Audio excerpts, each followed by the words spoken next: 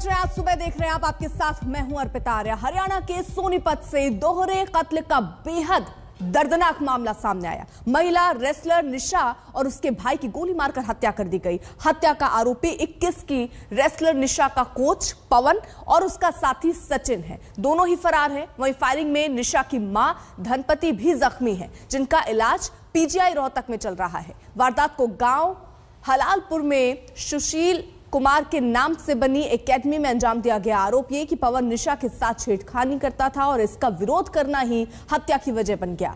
घटना के बाद गुस्साए ग्रामीणों ने रेसलिंग एकेडमी में आग लगा दी है।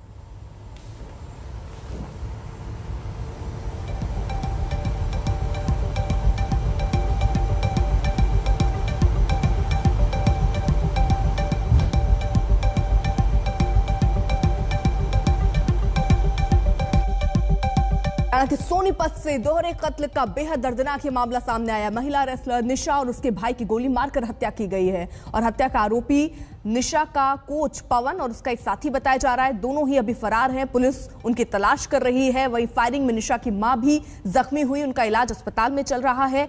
और आपको बता दें, सुशील कुमार के नाम से बनी एकेडमी में इसको अंजाम दिया गया, इस पूरी घटना को। आरोप है कि पवन निशा के साथ छेड़छाड़ करता था और इसका विरोध करना ही हत्या की वजह बना है। घटना के बाद लोग जो हैं वो गुस्साए हुए हैं। रेसलिंग एकेडमी में गुस्साए लोगों ने आग भी लगा दी है। तो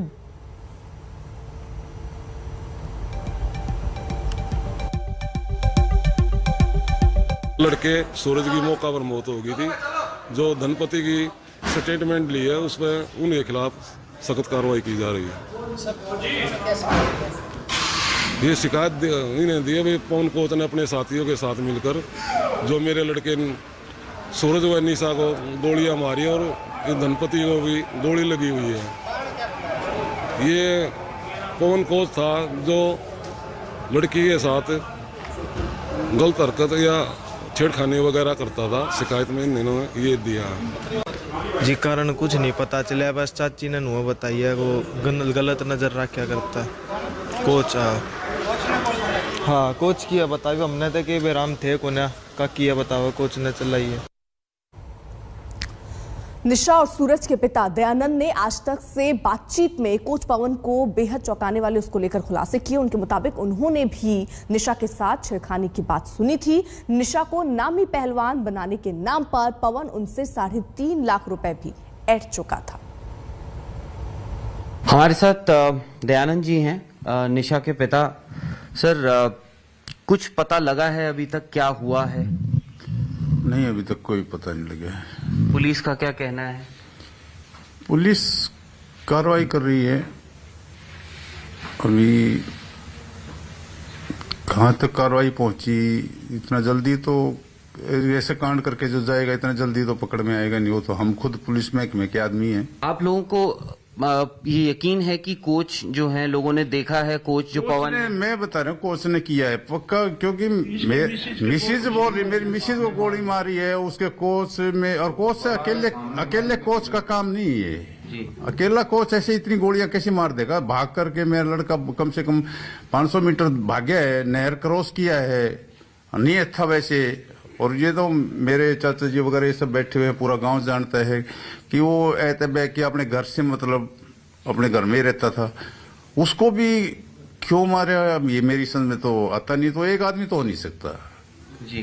तो कभी निशा ने या आपके परिवार में आपको कभी पता लगा हो, कभी किसी ने शिकायत करी हो कि ऐसा मामला है, कुछ वो परेशान कर रहे हैं? हाँ, ये है कि कई बार उसको ऐसा ब्रेन वॉश किया लड़की का कि मैं आपको, जब से उसने ये अपना ऑल इंडिया यूनिवर्सिटी का जो औरंगाबाद में मेडल लेकर आई थी 2nd पोजीशन में, ये 2019 की बात? हाँ 2019 की बात है। उसके बाद कोरोना में भी इसका फ्यूचर जो ना ये ले भी गया कई जगह, कई बार इसका हाथ तो ऐसे मांस फट गया ये वो, लेकिन इसको सब्जबाग दिखाता रहा कि वर्ल्ड पे ले जाऊंगा, ये ले जाऊंगा, और ऐसे ऐसे सब्जबाग दिखा करके इसका एकदम ब्रेन वॉश कर दिया। वो मेरी बात भी नहीं मानती थी। कई बार बोलता था पैसे डाइट के लिए पैसे 30,000 35,000 और 6 महीने में ले जाती थी। और फिर 3.5 लाख रुपए जब ये एकेडमी बना रहा तब मेरे से लिया। फिर जो 50,000 रुपये जा कुश्ती से मिले थे इस यूनिवर्सिटी से, वो भी मैंने उसको ही दे दिए थे कि मेरे को नहीं चाहिए ये। जितनी मालाएं जितना भी उसका लड़की का नाम था सब मैं वो दे दिया था। मैंने अपने पास एक पैसा नहीं रखा। और वो काफी दिन से परेशान भी कर रहा था इस लड़की को। परेशान किस लिहाज से? अब मेरे को ऐसे मोलेस्ट भी किया है, क्योंकि मेरे को पता चला है, यहीं आकर के पता चला, मेरे को तो नहीं बताया। सुशील कुमार के नाम पर चल रही रेसलिंग एकेडमी जिस जमीन पर चल रही थी उस पर पवन ने कब्जा किया था। ये एकेडमी करीब 1 एकड़ की जमीन पर चल रही थी। आज तक ने जमीन के मालिक धर्मवीर से भी बात की तो उन्होंने चौंकाने वाला खुलासा किया। पवन ने अपनी दबंगई से गुंडों के दम पर जमीन पर कब्जा जमा रखा था। धर्मवीर ने यह भी कहा कि उनकी रिश्तेदारी है, वही पुलिस भी दबंग पवन के खिलाफ साथ देती रही है। 1 एकड़ की जमीन पर ये पूरी एकेडमी बनी हुई है और इस एकेडमी की जो जमीन है उसके मालिक हमारे साथ मौजूद है। ये जमीन आप ही की है? हाँ, हमारी है जी। आप ही की है? हाँ। तो पवन क्या आपका रिश्तेदार है? रिश्तेदारी में लगा था। तो ये क्या जमीन अभी आपकी है, आपके कब्जे में है या नहीं है? नहीं हुई है कि कब्जे में थी, हमारी में। तो आपको कुछ पैसे वैसे मिलते थे? ना, कुछ नहीं मिलता था। तो किस तरीके से यहाँ पर एकेडमी आपकी परमिशन लेकर खोली गई थी? पहले आपसे जब तो राजी रजा में खोली थी, बाद में आकर झगड़ा होना शुरू हुआ। झगड़ा हो गया था? हाँ, झगड़ा हो गया। तो क्या किस तरीके से कब्जा किया? आप बता रहे थे पिस्टल का लाइसेंस बनाया आपने, क्या? वो तो ले रहा था पिस्टल विस्टल, ये वो तो थी उनके पास। मतलब क्या पिस्टल इसी जमीन के नाम पर लाइसेंस पे? नहीं, इसके पे नहीं थी, वो तो अपनी पर्सनल बनवा रहा था। तो आप क्या पैसा मांगने आते थे? नहीं, फिर हम नहीं आए ना बाद में। क्यों? हमने तो आने बंद कर दिया था, बिल्कुल हम नहीं आए। डर लगता था? हाँ, डर लगा। ये जमीन तो ये पूरी आपकी है, काफी बड़ी जमीन। जमीन तो हमारी है, पर डर तो लगा था। झगड़े के मारे हम नहीं आए, भाई झगड़ा हो जाएगा। तो बड़ी बात आपने कह दी, यानी क्या पवन क्या दबंग किस्म का आदमी था? दबंग किस्म का जी, भी वो काम कर दिया था, दबंग किस्म का हो गया। हाँ, जाहिर सी बात है कि उसने जिस तरह से गोली मारी है। तो कितने साल से आपकी जमीन पर कब्जा है? 4 साल हो गए। तो 1-2 बार आपने बोला था खाली करो? बोला था खाली कराने के लिए, कोई भी थी, पूरा बाबू भी आया था, पंचायत आई थी, वहाँ फैसला भी हुआ, पर वो नहीं हुआ। अरविंद ओझा हमारे साथ, हमारे सहयोगी इस वक्त जुड़ चुके हैं। अरविंद, फिलहाल पुलिस जो है वो तलाश कर रही है पवन को लेकर। चश्मदीद और क्या कह रहे हैं, किस तरीके से ये घटना घटी और पुलिस क्या कह रही है, कब तक गिरफ्तारी मुमकिन है? जी देखिए, आपसे कुछ देर पहले हमने जो स्थानीय अधिकारी हैं पुलिस के, उनसे बात करने की कोशिश की। उनका कहना है कि जो आरोपी है पवन, उसने पहले जब गोली ये पूरी वारदात हुई उसके बाद वो बाइक से एक सचिन नाम का शख्स है उसके साथ फरार हुआ है। पुलिस का दावा तो ये है कि बहुत जल्द गिरफ्तारी हो जाएगी पवन की। लेकिन देखिए, चौंकाने वाला खुलासा ये भी है कि आज तक के कैमरे पर एक शख्स है धर्मवीर, जिन्होंने बताया है कि किस तरीके से दबंग किस्म का व्यक्ति है वो, और उसने जो एकेडमी है उस पर कब्जा किया हुआ था। और बाकायदा जब वो शख्स जाता था तो जो पिस्टल है उसके दम पर भगा दिया जाता था। अगर देखिए आप, तो फिलहाल अगर पूरे परिवार में मातम का माहौल है। पिता भी यहाँ पर आए हैं, सीआरपीएफ के ये जवान हैं, और किस तरीके से पूरा जो परिवार है वो काफी गमगीन है। हम उनके पिता से भी बात करने की कोशिश करते हैं। सर, तो क्या कहना चाहेंगे, जो ये इंसिडेंट हुआ है, क्या आपको जानकारी मिली है, क्यों इस तरह से दर्दनाक तरीके से वारदात हो जा रही है? अब इंसिडेंट जो हुआ है उसके बारे में मैं क्या बताऊं, सबको पता है। तो जो असामाजिक तत्व हैं उन्होंने किया है। हमें ये भी जानकारी मिली सर कि वो बाकायदा कब्जे की जमीन पर वो कब्जा किया हुआ था, दबंग किस्म का। नहीं, वो मैं उसके बारे में कुछ नहीं कहूंगा, वो मेरे उससे बाहर है। कब्जा किया था या क्या किया था उससे मेरे को लेना देना नहीं, लेकिन लेना देना मेरे को अपने बच्चों से है। मैंने कभी उसको एक पैसे के लिए ना नहीं कीजिए, मेरे से पैसा मांगे, 3 लाख मांगे, मैंने 3 लाख रुपए दिए, 1.5 लाख मांगे, मैंने 1.5 लाख रुपया बच्चे के लिए डाइट की मांगता था, 20,000 30,000 में देता था। अब मिसेज से भी ले जाता, लेकिन मिसेज मेरे को बताती नहीं थी। वो जो उसमें मेडल जीता था इसमें ऑल इंडिया यूनिवर्सिटी में, वो भी मैंने 50,000 रुपये उसी को दे दिए थे। उसका जो भी आदर सम्मान हुआ था वो मैंने पैसे उनसे एक पैसा नहीं लिया था। वो भी उसी को दे दिए थे। सर तो ये पैसे क्यों मांगे जाते थे, किस लिए मांगते थे? अब दुकान थी, बच्चे को आगे थोड़ी बढ़ाना था। वो तो अगर एक पेशेंट डॉक्टर है, पेशेंट को अपना बंदवा नहीं बनवाएगा तो पैसा कहाँ से कमाएगा। अभी आपकी पत्नी की हालत कैसी है? नहीं, अभी स्टेबल है, वो रीढ़ की हड्डी में थोड़ी सी बुलेट गया हुआ है। अभी ऑपरेशन, डॉक्टर बोल रहे हैं ऑपरेशन करेंगे तो भी वहाँ खतरा है। देखिए, निशा के पिता हैं, खुद भी सीआरपीएफ में जवान है, देश की सुरक्षा में तैनात रहते हैं। उनका कहना है साफ साफ कि जो इनकी पत्नी है उनकी हालत काफी गंभीर बनी हुई है, जबकि बेटी और जो बेटा दोनों की मौत हो चुकी है। पुलिस का दावा है कि बहुत जल्द आरोपी को गिरफ्तार कर लिया जाएगा, लेकिन अभी तक आरोपी गिरफ्त में नहीं है। तकरीबन 24 घंटे से ज्यादा का वक्त हो चुका है इस पूरे इंसिडेंट को।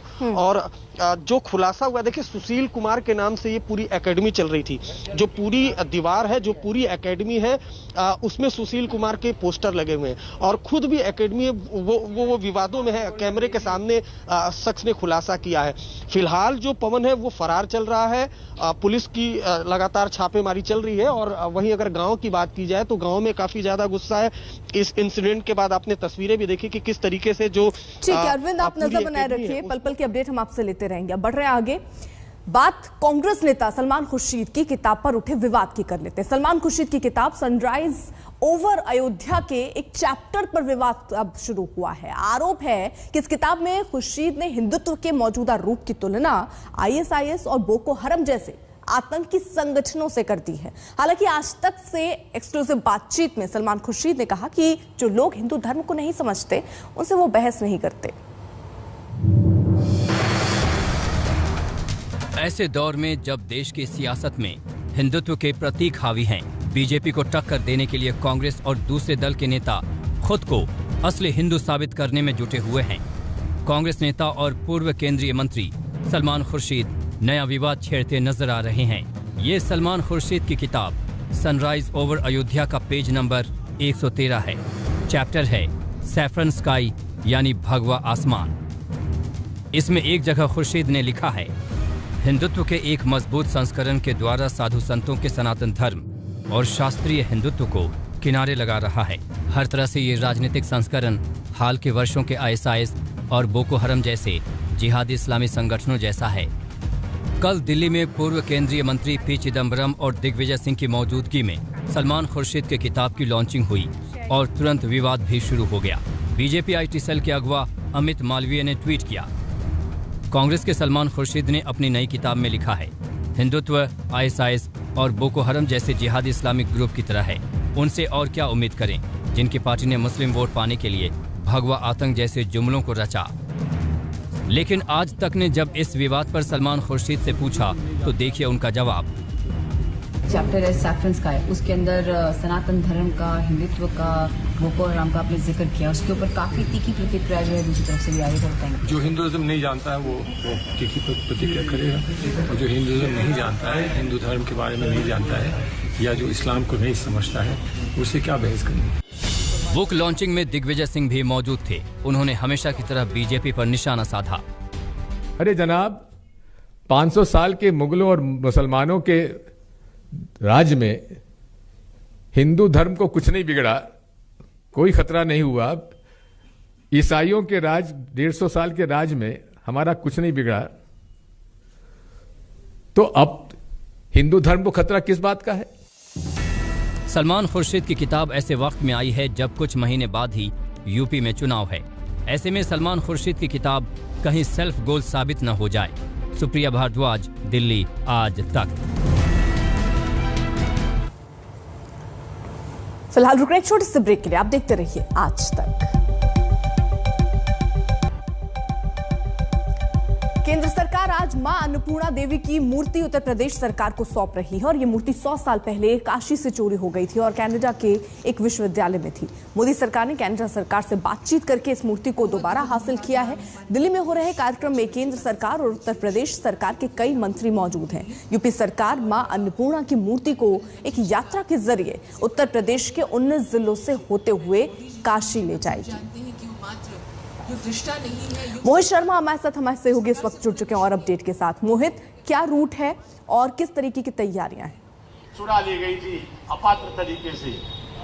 जी, आपको तैयारियां पहले दिखा देते हैं हमारे दर्शकों को डायरेक्टली। मैं अपने कैमरा पर्सन पवन से कहूंगा कि जरा दिखाएं मूर्ति की सजावट और उसके आसपास का जो माहौल है वो दिखाने की कोशिश करेंगे। पहले तो आप देख सकते हैं कि कितने भव्य तरीके से मूर्ति को सजाया गया है और एक जो अटेम्प्ट है इसके पीछे वो यही है कि पूरे एक फैन फेयर के साथ जो है इस मूर्ति को दोबारा से लेकर के जाया जाएगा काशी विश्वनाथ के मंदिर, जहाँ 15 तारीख को जो है योगी आदित्यनाथ का इसके जब इंस्टॉलेशन हो रहा होगा, जब इनको दोबारा से मंदिर में रखा जाएगा, तब उसमें पहले पूजा क्रम होगा वहां पर। उससे पहले यहाँ पर आप दिल्ली में देख सकते हैं कि यहाँ से जब ले जाने की तैयारियां जो है वो पूरी कर दी जा रही हैं। स्टेज पे जो आप देख सकते हैं और कि कितने सारे जो मिनिस्टर्स हैं, अगर हम केंद्रीय मिनिस्टर्स की बात करें या यूपी गवर्नमेंट में जो मिनिस्टर्स हैं उनकी बात करें, तो वो सीधे तौर पे आपको यही बताता है कि कितनी बड़ी एक अचीवमेंट है गवर्नमेंट ऑफ इंडिया की।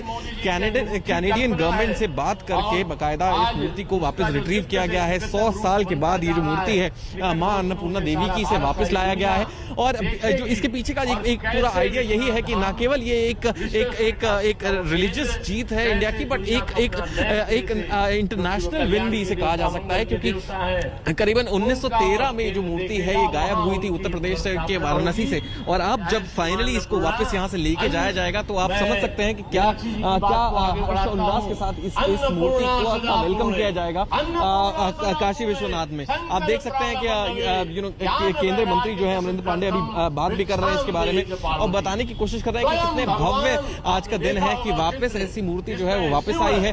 क्या इसके पीछे का संघर्ष रहा है और कितनी इंपॉर्टेंस है न केवल अन्नपूर्णा देवी के इस आइडल की, बट जो लोग हैं उनके मन कितना भावुक हो गया है ये देखते हुए कि ये ऐसी जो ये मूर्ति जो है ये वापस ला दी गई है। अगर हम बात करें इस मूर्ति की, तो कैनेडियन गवर्नमेंट से बाकायदा बातचीत करने के बाद ये गवर्नमेंट ऑफ इंडिया वापस लेकर के आई थी।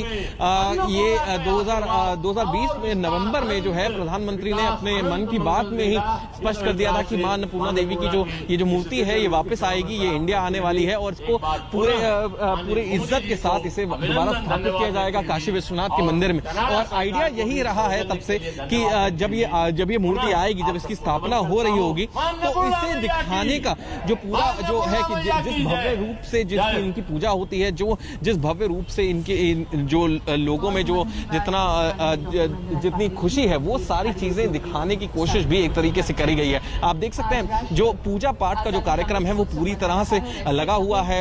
काफी सारे जगहों से यहाँ पर पंडित बुलाए गए हैं और वो मंत्र उच्चारण जो है वो लगातार काफी देर तक चल रहा था। अभी करीबन 10 मिनट के लिए वो रोका गया है और दोबारा से मंत्र उच्चारण के बाद जो है इस मूर्ति को एक रथ में लेकर के जाया जाएगा। काशी विश्वनाथ ये पहुंचेगी परसों, इसका एक्सपेक्टेड है कि परसों पहुंचेगी और बीच में बहुत सारी जगह रुकते हुए भी जाएगी। जैसे मैं बता रहा था, लोगों में हर्षोल्लास बहुत ज्यादा है और वो जानना चाहते हैं, वो देखना चाहते हैं, एक नजर देखना चाहते हैं स्टैच्यू के और देखना चाहते हैं कि ये मूर्ति जब वापस आ रही है तो ठीक है। आप नजर बनाए रखिए, पल पल के अपडेट हम आपसे लेते रहेंगे। रुकना होगा एक छोटे से ब्रेक के लिए, आप देखते रहिए आज तक।